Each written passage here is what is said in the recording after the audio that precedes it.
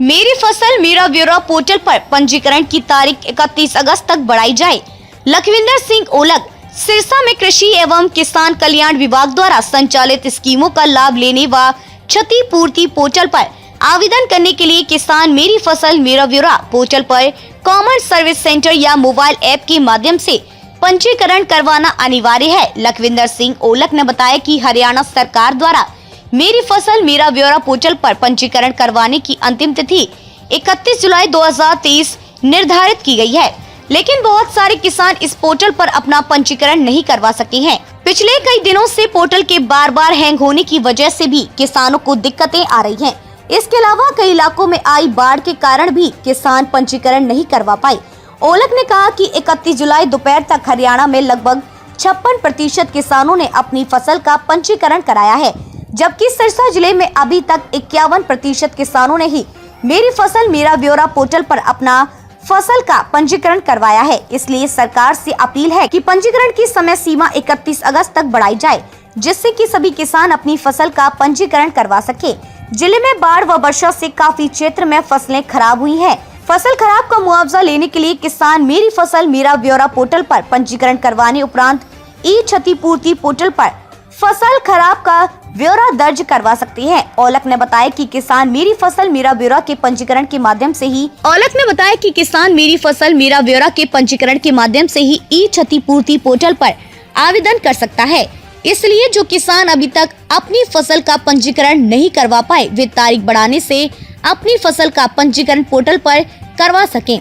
ओलख ने कहा कि मेरी फसल मेरा ब्यौरा मोबाइल एप्लीकेशन की शुरुआत भी हो चुकी है। एप्लीकेशन के द्वारा किसान घर बैठे स्वयं अपनी फसल का पंजीकरण भी करवा सकते हैं।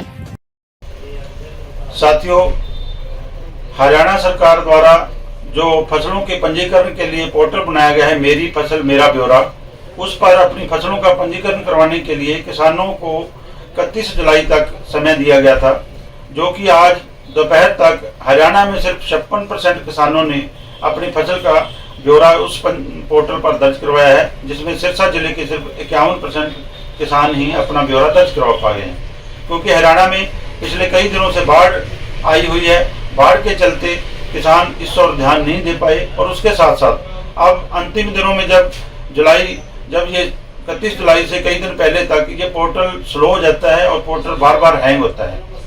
इसलिए हमारी सरकार से अपील है कि इसकी समय सीमा को बढ़ाकर 31 अगस्त किया जाए, ताकि सभी किसान इस पोर्टल पर अपना फसल का पंजीकरण करवा सकें। क्योंकि सरकार ने जो इसके पंजीकरण के लिए, जब किसी किसान ने मंडियों में फसल बेचनी है उसके लिए भी यह जरूरी है, जहां किसी विभाग से, कृषि कल्याण विभाग से कोई सुविधा लेनी है उसके लिए भी पंजीकरण मेरी फसल मेरे ब्यौरा पोर्टल पर जरूरी है। और बाढ़ में अगर किसान की फसल खराब हुई है, क्षतिपूर्ति पोर्टल पर अगर उसने उसका आवेदन करना है, उसके लिए भी इस पोर्टल पर जो है अपनी फसल का पंजीकरण करना जरूरी है।